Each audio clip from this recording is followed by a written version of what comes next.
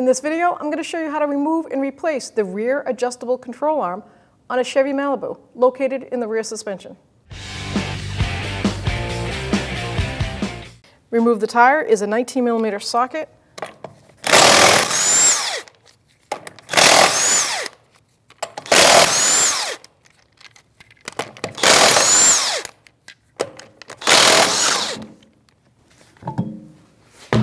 So you have to remove the ABS sensor cable that's attached to this arm and just get a trim tool, and you just want to pop the clip out of the bracket the best you can. You can use a pair of needle nose pliers too. The idea is not to break it. And there's 3 total. I'll use my trim tool to start it. See if I can get my pliers in there, needle nose, and work it the rest of the way.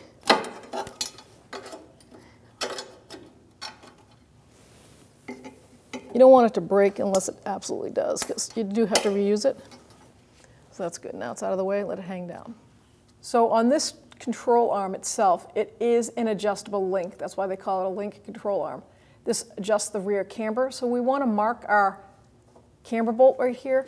So I'm going to do 2 points because I'm going to reuse this washer. So that way I can get it right back to the alignment point it was.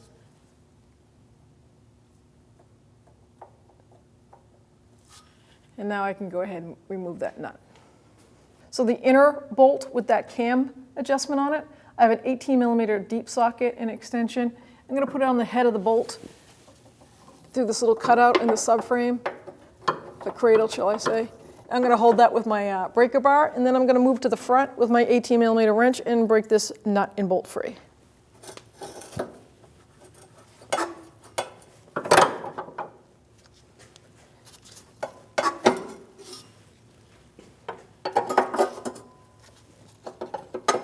I broke it free enough, and you see why I marked that it hasn't moved yet, and hopefully it doesn't move, but I took that precaution and marked it. Now I'm going to get a ratchet wrench, speed this process up.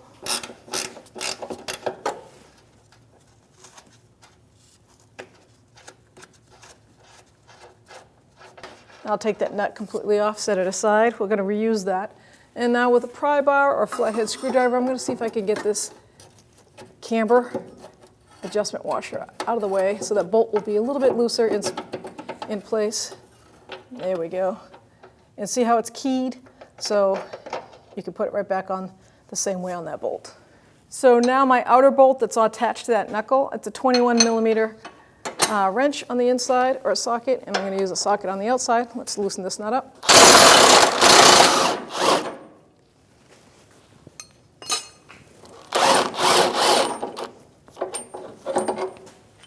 So from where we are, we have a lot of corrosion. I sprayed it with some rust penetrant, and I took a socket on the other side with a nice 1/2-inch breaker bar, and I kept spinning it till it broke free. All the little corrosion came out.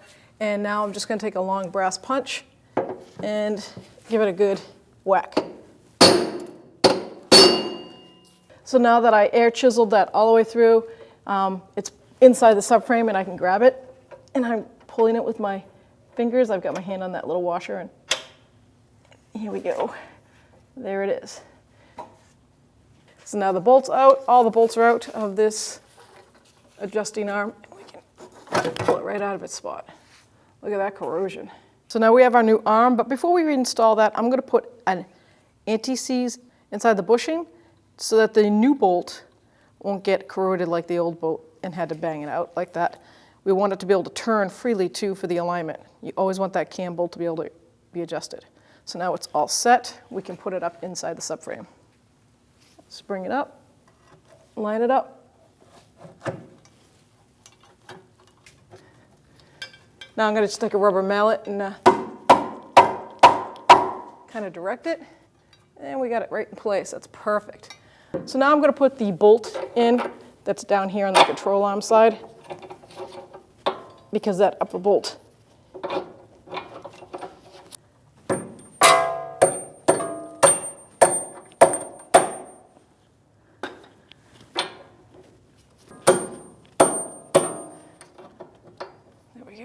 I'm putting the outer bolt in the knuckle first because I want to be able to, that's a steady bolt, like it's not adjustable. The inside is adjustable.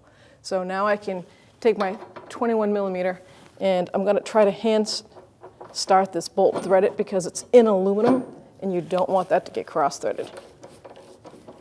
So once you get the bolt in there and it's through the aluminum knuckle, it's on the other side, I'm just going to take my rubber mallet and you can tap it in place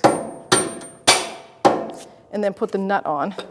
Now we know that's in solid, it's not going to move, and we're going to go to that adjustable bolt. I ended up getting a cam bolt because obviously you saw the other one was all mangled and rotted, so I had to get an aftermarket cam adjustment bolt.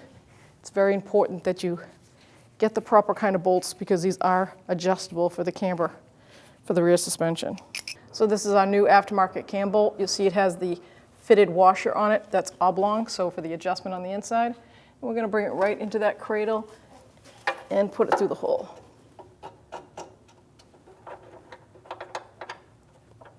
So I put a 17 millimeter socket with an extension on the back side going through that cradle.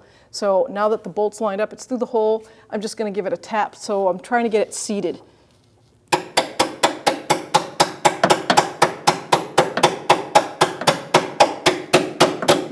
And you can hear that sound. That means it's seated. Now I can put that washer, the adjustment cam bolt washer on this side, along with the nut. So you take that oblong washer and see that slot, line it up with that bolt right in that same spot, and then I'm going to start the nut. Now in order to get that cam bolt in the place where we marked it, I'm going to get the old flat washer and line it up. So I know that it was, the bolt was, slot was on the factory bolt, so it was basically looked like 12, 9, and 3. So I want this cam adjustment washer straight up and down. So I'm going to take a 17 millimeter socket on the other side, twist the bolt so that that washer goes in place.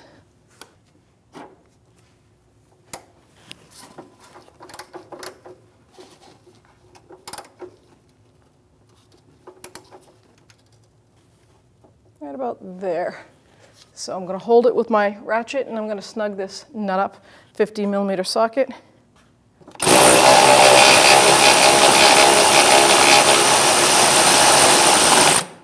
And I'll move over to a deep socket now. All right, there we go. Okay, my washer's still in the right place, and the torque for this is 66 foot-pounds. So you're going to make sure your ratchet on this side is locked in at the right angle, so it's not counterintuitive.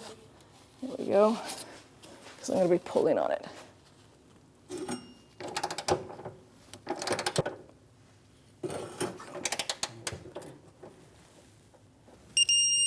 So now we're going to tighten up our adjustment arm to knuckle, and it's 21 millimeter on both sides.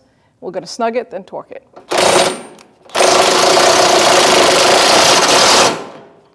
Okay, so the torque spec on this bolt is 118 foot-pounds and then an additional degrees. So we'll get to the 118 foot-pounds first, 21 millimeter wrench, and socket.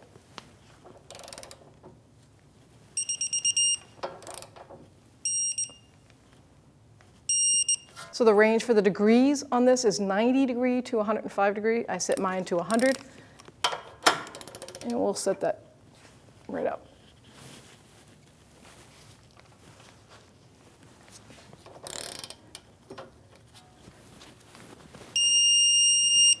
So now we can attach our ABS sensor. See the cutout slots in the plastic clips look just like that. Little tap, line them right up. The last one's up here on the exhaust. Can't get a hammer in there, so it's pushing it worked. Whenever it comes to any suspension work, make sure you get an alignment afterwards. Mount your wheel, get your lug nuts, starting by hand. As you can see, there's 5 total.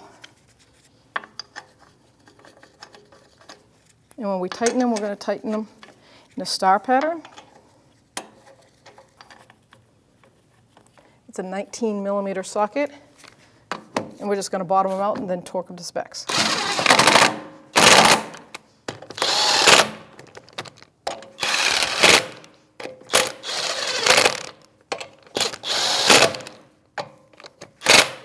The torque spec is 100 foot-pounds. We're going to do it in a star or crisscross pattern.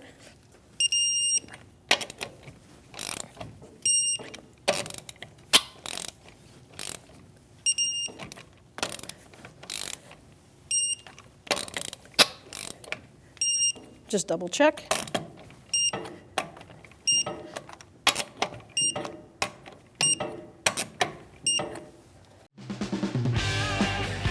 When only the best will do, demand TRQ. The only company that lets you view before you do. TRQ is committed to offering the highest quality aftermarket auto parts that are engineered for peace of mind. Thanks for using and viewing with TRQ.